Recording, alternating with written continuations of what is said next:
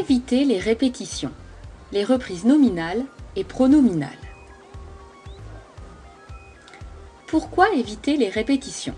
Tout d'abord, pour améliorer le style. Chercher les répétitions maladroites et inutiles permet de rendre le texte plus agréable à lire. Éviter les répétitions permet également d'être plus précis, d'utiliser des synonymes ou des périphrases pour apporter des informations supplémentaires, des caractéristiques, choisir un terme exact, etc.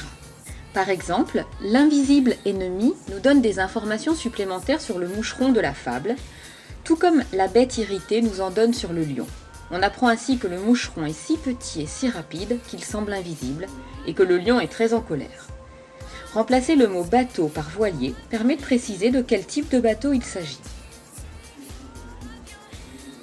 Quels outils pour éviter les répétitions? Tout d'abord, les reprises pronominales. Lorsque l'on remplace un mot ou un groupe de mots par un pronom, cela s'appelle une reprise pronominale. Ensuite, les reprises nominales. Lorsque l'on remplace un mot ou un groupe de mots par un nom ou un groupe nominal, cela s'appelle une reprise nominale. Commençons par les reprises pronominales.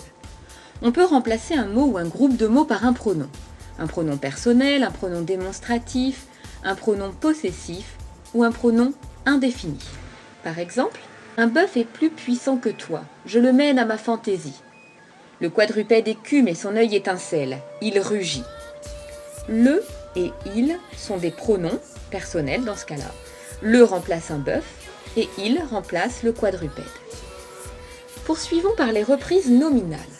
On peut remplacer un mot ou un groupe de mots par un synonyme, un mot générique, une périphrase. Ce sont des reprises nominales. Voyons les synonymes. Des synonymes sont des mots de même sens ou de sens très proche. Ce sont des mots de même nature, toujours. Dans la fable Le loup, la chèvre et le chevreau, le mot bique est synonyme de chèvre. Les mots génériques. Les noms génériques sont des noms qui désignent un ensemble de mots liés par ce mot générique. Par exemple, rongeur est le mot générique pour souris, mulot, rat, etc. Agrume est le mot générique pour citron, orange, mandarine. C'est toujours un mot plus général. L'insecte du combat se retire avec gloire. Insecte est un mot générique pour moucheron. Enfin, les périphrases. La périphrase est une figure de style qui consiste à dire en plusieurs mots ce que l'on pourrait dire en un seul. Elle met en valeur une caractéristique ou apporte des précisions. Par exemple, la langue de Molière désigne le français, tout comme la langue de Shakespeare désigne l'anglais.